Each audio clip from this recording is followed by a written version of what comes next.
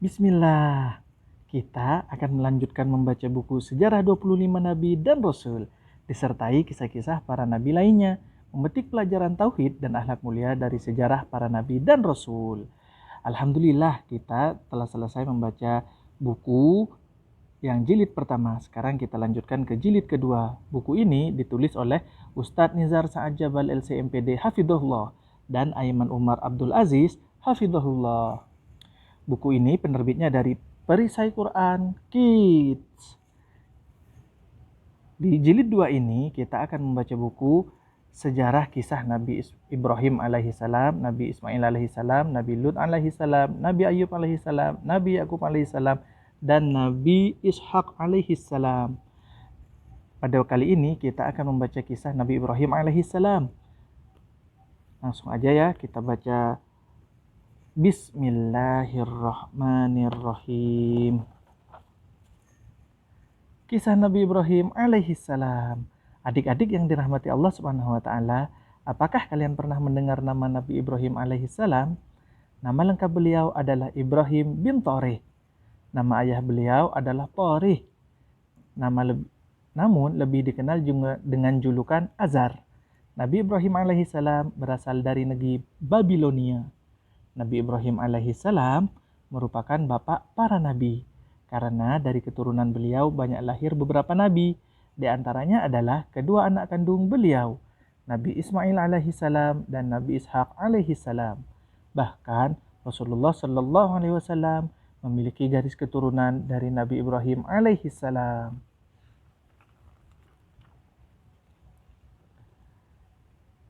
Nabi Ibrahim alaihissalam diangkat menjadi nabi dan rasul ketika beliau dewasa. Beliau dikenal dengan julukan Khalilullah, yang berarti kekasih Allah. Beliau mendapat julukan itu karena beliau dipercaya langsung oleh Allah Subhanahu wa taala untuk menghilangkan berbagai kemungkaran dan kesesatan yang terjadi ketika itu.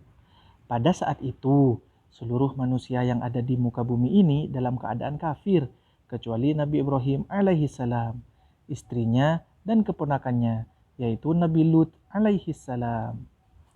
Keimanan Nabi Ibrahim alaihissalam. Ketika itu, kesyirikan merajalela. Masing-masing kaum beribadah sesuai dengan apa yang diwariskan oleh nenek moyang mereka. Mereka tidak mengikuti syariat yang dibawa oleh nabi-nabi sebelumnya. Ada kaum yang menyembah bintang-bintang. Di dalam Al-Quran, kelompok ini disebut dengan nama As-Sabi'in.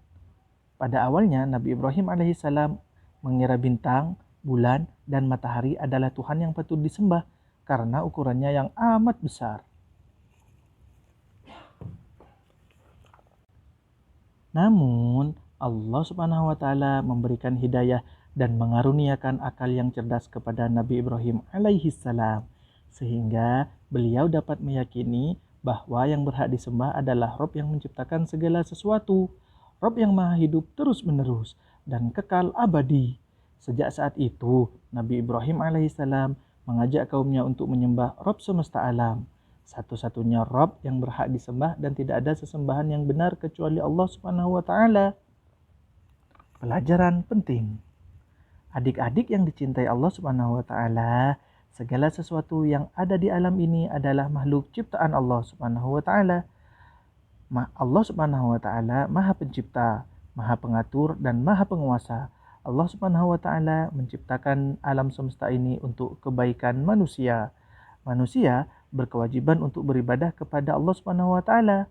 Allah adalah zat yang telah menciptakan dan zat yang telah menciptakan alam semesta. Manusia tidak boleh berbuat kemusyrikan atau menyekutukan Allah Subhanahu wa taala dengan apapun. Nabi Ibrahim alaihissalam dan ayahnya. Setelah diutus menjadi rasul, orang pertama yang didakwahi Nabi Ibrahim alaihissalam adalah ayahnya, Azar. Azar dikenal dengan kemampuannya membuat patung. Ia juga yang membuat patung-patung berhala untuk negeri Babilonia. Tentunya, dakwah Nabi Ibrahim alaihissalam tidaklah mudah. Ayahnya menolak ajakan dan dakwah beliau. Ayahnya tetap memilih menyembah berhala. Nabi Ibrahim alaihissalam dengan penuh lemah lembut mengajak ayahnya untuk beribadah hanya kepada Allah Subhanahu wa taala dan meninggalkan kemusyrikan. Namun, ajakan dan sikap santun Nabi Ibrahim alaihissalam dibalas dengan hinaan dan cacian oleh ayahnya. Meskipun demikian, Nabi Ibrahim alaihissalam tetap mengharapkan kebaikan pada diri ayahnya. Meskipun rasa sayang Nabi Ibrahim alaihissalam kepada ayahnya sangatlah besar, tetapi ia lebih mencintai Allah Subhanahu wa taala. Nabi Ibrahim alaihissalam lebih mencintai ajaran tauhid dibandingkan dengan ajaran syirik, walaupun yang melakukan itu ayahnya sendiri.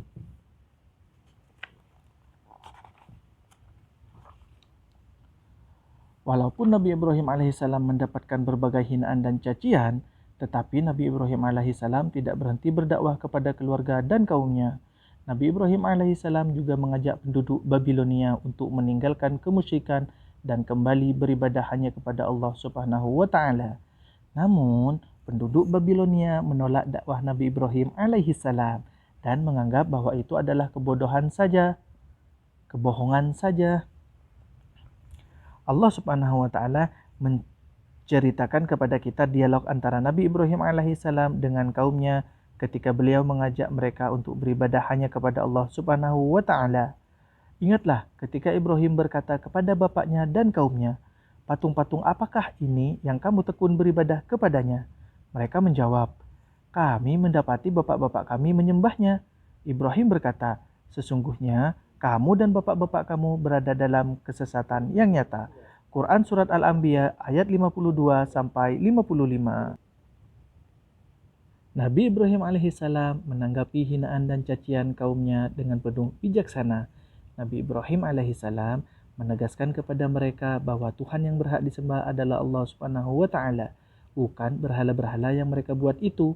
Ibrahim berkata, "Sesungguhnya Tuhanmu adalah Tuhan langit dan bumi yang telah menciptakannya, dan aku termasuk orang-orang yang dapat memberikan bukti atas yang demikian itu." Quran Surat Al-Anbiya ayat 56. Kemudian, Nabi Ibrahim alaihissalam melakukan sesuatu yang membuat penduduk negeri itu terheran-heran. Nabi Ibrahim alaihissalam menghancurkan seluruh berhala yang ada dan menyisakan satu berhala yang paling besar. Nabi Ibrahim alaihissalam juga meletakkan palu yang digunakan untuk menghancurkan berhala-berhala itu di tangan patung besar tersebut. Betapa kuatnya Nabi Ibrahim alaihissalam. Beliau berbuat demikian agar mereka bisa bertanya kepada berhala yang paling besar tentang apa yang terjadi.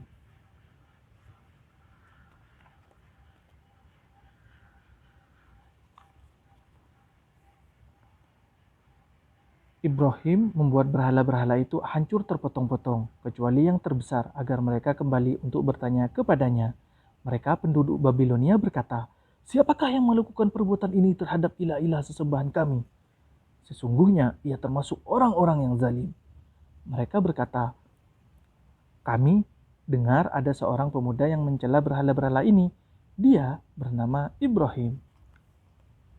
Mereka berkata, "Kalau demikian, bawalah ia dengan cara yang dapat dilihat orang banyak, agar mereka dapat menyaksikan." Ketika Nabi Ibrahim datang di hadapan kaumnya, mereka berkata kepada Nabi Ibrahim, "Apakah kamu yang melakukan perbuatan ini terhadap ilah-ilah kami, wahai Ibrahim?" Ibrahim menjawab, "Sebenarnya patung yang besar itulah yang melakukannya. Jadi tanyakanlah kepada berhala itu, jika mereka dapat berbicara." Quran Surat Al-Anbiya ayat 57-63. Mendengar perkataan Nabi Ibrahim alaihissalam, mereka berpikir, mustahil sebuah patung bisa bicara. Lantas, untuk apa mereka sembah?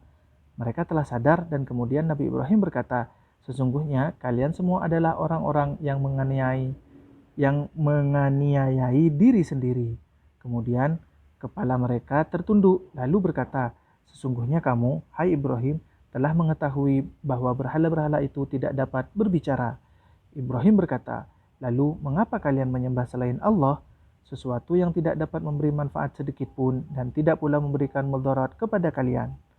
Ah, celakalah kalian dan apa yang kalian sembah selain Allah, maka apakah kalian tidak memahami?" Quran Surat Al-Anbiya ayat 64-67. Mereka pun diam. Apakah mereka beriman? Ternyata tidak. Mereka malah menangkap Nabi Ibrahim alaihissalam dan mengikat tangannya. Kira-kira apa yang hendak mereka perbuat terhadap Nabi Ibrahim alaihissalam? Raja Babilonia memerintahkan seluruh rakyatnya untuk menyiapkan kayu bakar dalam jumlah yang sangat besar untuk membakar hidup-hidup Nabi Ibrahim alaihissalam. Setelah kayu bakar terkumpul, mereka pun menyiapkan api yang berkobar sampai menjulang tinggi ke langit. Lalu, apakah mereka melemparkan Nabi Ibrahim alaihissalam ke dalam kobaran api yang sangat besar itu? Mukjizat Nabi Ibrahim alaihissalam. Sebelum dilontarkan ke dalam api, Nabi Ibrahim alaihissalam membaca doa berikut. Hasbunallahu wa ni'mal wakil. Cukuplah Allah sebagai penolong kami, dan dialah sebaik-baik pelindung. Adik-adik yang dirahmati Allah, apakah Nabi Ibrahim alaihissalam merasa takut? Nabi Ibrahim alaihissalam tidak merasa takut sama sekali, karena beliau yakin bahwa pertolongan Allah Subhanahu wa taala pasti akan datang. Dengan izin Allah Subhanahu wa taala, Nabi Ibrahim alaihissalam tidak merasakan sakit sedikit pun ketika berada di dalam kobaran api. Allah Subhanahu wa taala mewahyukan kepada api agar menjadi dingin dan memberikan keselamatan kepada Nabi Ibrahim alaihissalam. Jadi, sirnalah seluruh usaha mereka untuk membakar Khalilullah. Nabi Ibrahim alaihissalam ini adalah mukjizat Nabi Ibrahim alaihissalam. Pelajaran penting, adik-adik yang dirahmati Allah Subhanahu wa taala, apakah syirik itu?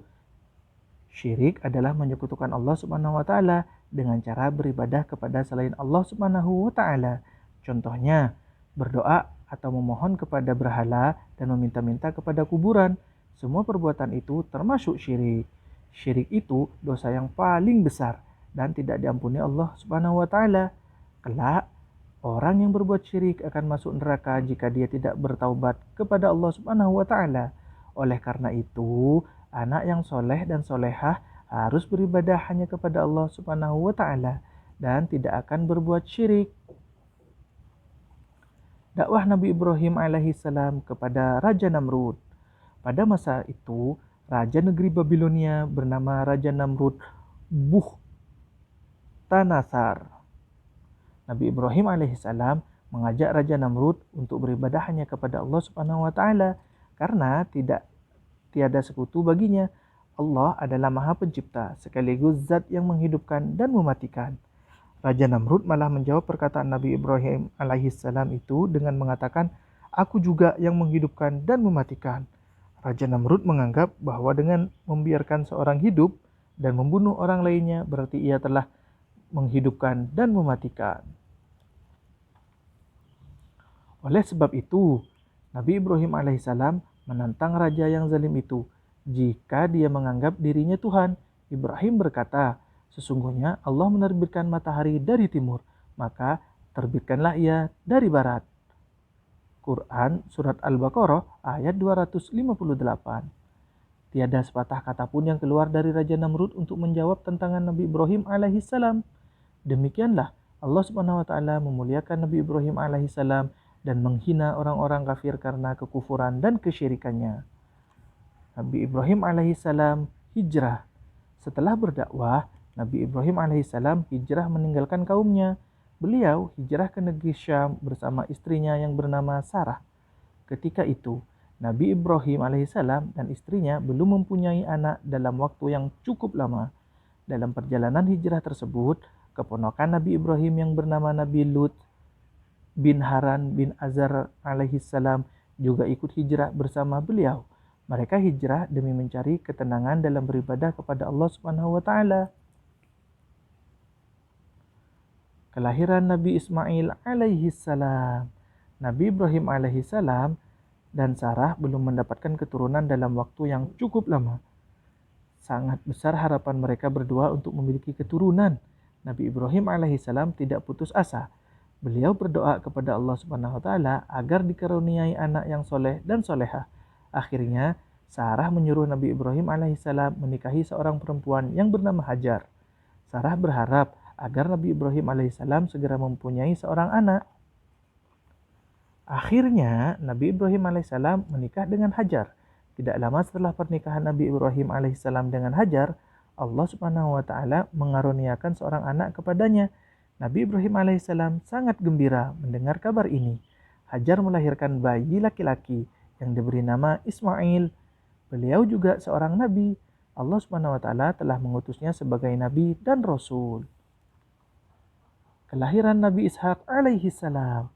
Nabi Ismail alaihissalam tumbuh dewasa sebagai seorang laki-laki yang kuat dan tampan. Nabi Ismail alaihissalam tinggal bersama ibunya Hajar di kota Makkah, sedangkan Nabi Ibrahim alaihissalam tinggal bersama Sarah. Sarah tetap berharap kepada Allah Subhanahu wa taala agar dikaruniai anak. Akan tetapi, Sarah dan Nabi Ibrahim alaihissalam pada waktu itu sudah berusia tua, sulit baginya untuk memiliki keturunan.